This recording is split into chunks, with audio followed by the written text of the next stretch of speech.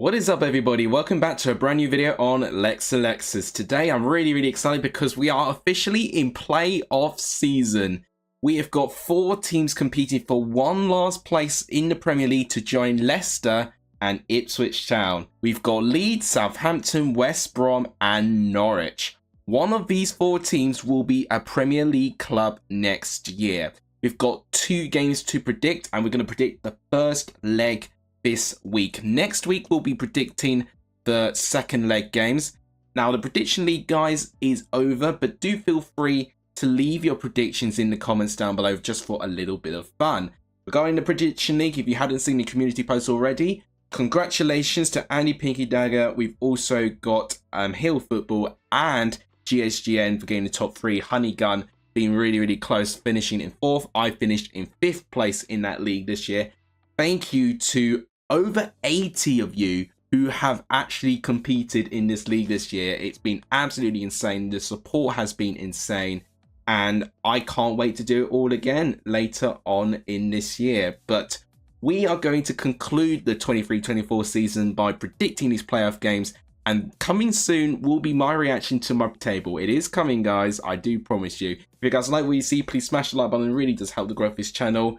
We're really doing well in terms of subs at the moment, so thank you guys so much. Please do smash the like button and hit the subscribe button too, and please share the channel too. All 3 of these things are free to do and they really do help.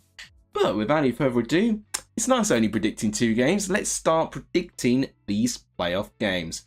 So I suppose we start things off at Carrow Road, Norwich versus Leeds. So when I've predicted playoff games in the past, I do like to recap on what has happened with these 2 sides and take that into account for what will that mean going into those games. Momentum is very important for these clubs as well.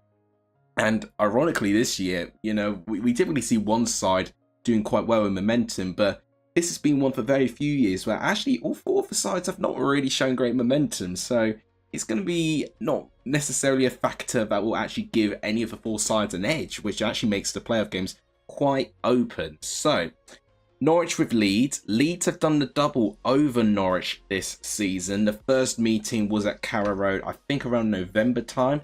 Norwich commanded into a comfortable 2-0 lead, but then a Shane Duffy own goal opened things up, and Somerville just once again showing his unbelievable man of the match performances, scoring 2 goals right near the end of the match to make it 3-2 to Leeds United. It was definitely one of his best individual performances, and there's probably over half a dozen of those games that Somerville would have had that sort of similar performance. The other game at Ellen Road was a little bit more cagey. It was a narrow 1-0 win. Patrick Bamford on the score sheet actually against his former club as well, and it was a very early goal, and it kind of settled the nerves for Leeds because it was around February towards March time where the pressure and the amount of games was really increasing, and Leeds were at this point really just trying to get that automatic promotion place, which ultimately didn't end up to be in that way in the end. But despite Leeds doing the double, whilst that might give them a small psychological boost, I think almost all of it goes out the window when you face in those playoff games. So Norwich are going into this game with a defeat in their final day of the season against Birmingham in the end. And since they beat Preston, their form hasn't been too great. It could have been a psychological factor that maybe they felt they were already guaranteed for playoffs after that win against Preston, because in their last 3 games, they picked up 2 draws, Swansea and Bristol City, and of course that loss against Birmingham, against teams that you would be expecting Norwich to get better results in, especially the 2 home games as well. Leeds, of course, they've had their late collapse in the season, including with their last away game, which involved a 4-0 defeat against Queen's Park Rangers. They cannot be shipping that amount of goals against a Norwich side who definitely have great individual attacking players who can really eat Leeds up for breakfast if they're not careful. And actually, if Norwich do command a 2-goal lead in a similar fashion that they did in their actual season game, it's really going to be a test of Leeds' character, whether they've got the individual quality again to muster up a comeback like they did in the season. It was one of those performances that made you think, right, Leeds have definitely just got the quality to get themselves over the line, even if they're not playing well per se. So I do think it's quite interesting. Norwich at home have been really, really good. I think unbeaten in their last 15, if I recall. So Carrow Road's going to be a very difficult place for Leeds to get something here. And at this moment, it's going to be quite interesting to see the managers. Daniel Farke has not had playoff experience in the Championship. Typically, he would have automatic promotion in his belt. And that, if anything, he's got 2 titles in the Championship, getting promoted as champions twice with Norwich. But now he's got to do it for the playoffs for Leeds to try and earn promotion that way. Norwich's manager, Daniel Wagner, you may remember, he was Huddersfield's manager where they got promoted via the playoffs back in 2017. And very different squads. They definitely built their squad on a really strong defence. Norwich are definitely going to be a lot more open, and definitely when I looked back at their other game against Leeds at Carrow Road, defensively they were all over the place. And I guess the only positive is that was all the way back in November, and they could have potentially improved that defensive area by then. This is interesting. So I do think David Wagner has got the edge in terms of playoff experience over Daniel Farke, but God, it's going to be a really interesting scenario with Daniel Farke against his former managed club as well, but he's managed to get out of the Championship himself. He's going to want to undo everything that he did from there just so that he can get Leeds into that playoff final. And we all know Leeds' playoff record is not very strong at all.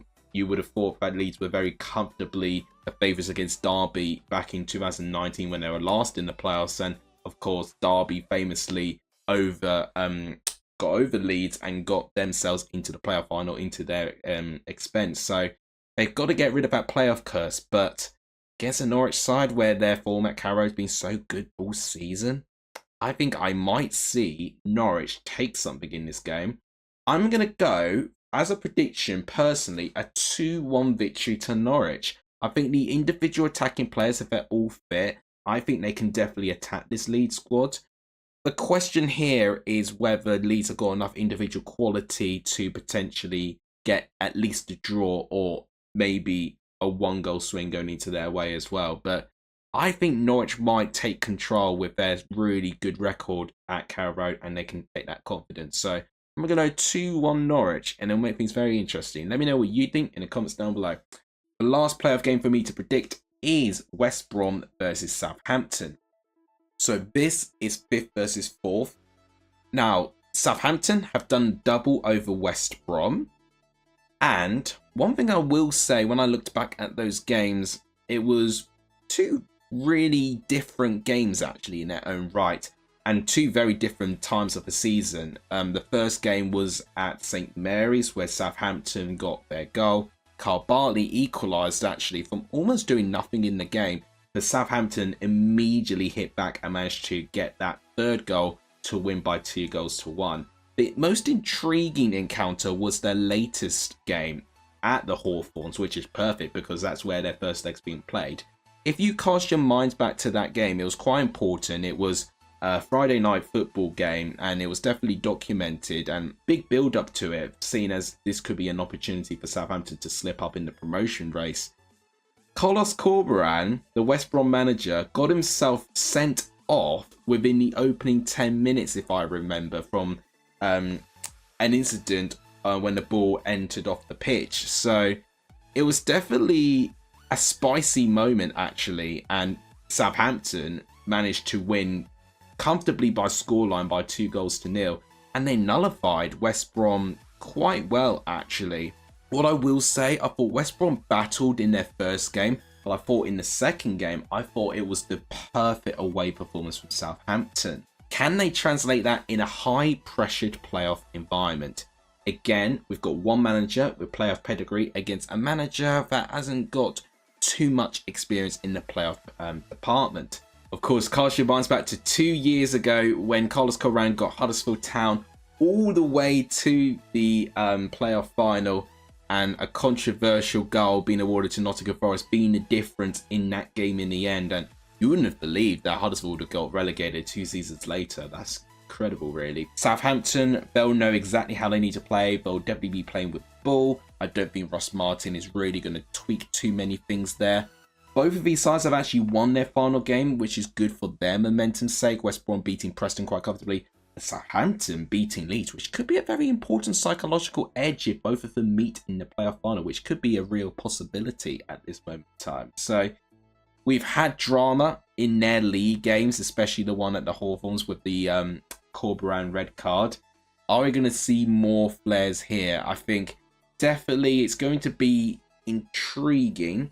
West Brom have been really strong at home all season, only losing 4 games actually. Of course, one of those defeats was against Southampton, of course, and Southampton will be wanting to do the same thing here.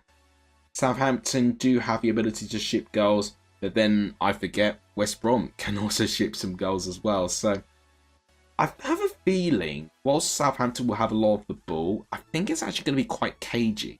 As a prediction, I'm going to go for a draw. And I'm going to go for a 1-1 draw. I think that's the one where I'm kind of playing it a little bit safe at this moment of time. I just have a feeling that it's going to be a game that promises a lot, but it's not going to necessarily deliver on the eye. I think things could open up a little bit in the second leg at St. Mary's, but I think it's going to be quite a nervy start. And I think Corberan would definitely be wanting a really good defensive performance in that first game. So I'm going to go for a 1-1 draw. Let me know what you think in the comments down below. So guys, quite nice for me. This is the video already done. Only 2 games to predict. As always guys, make sure you comment your score predictions for the playoff leg 1 games in the comments down below. I'll be very interested to see what you guys will be predicting. So that will wrap things up. What's coming up on the channel? Next week you'll see my leg 2 predictions alongside with my reaction to the leg 1 results. And coming soon will be my reaction to my championship table as well. So a little bit on the horizon. And then after that, there could be a very small break as I prepare for more exams.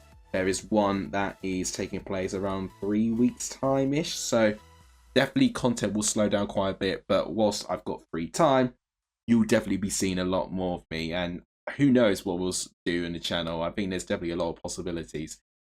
As always, if you enjoyed it, please smash the like button. Please do hit the subscribe button too. And please share as well. All of these things really, really do help. Thank you guys so much for watching. You guys are legendary if you're starting in this video. And as always, I'll see you guys soon. Take care, everyone.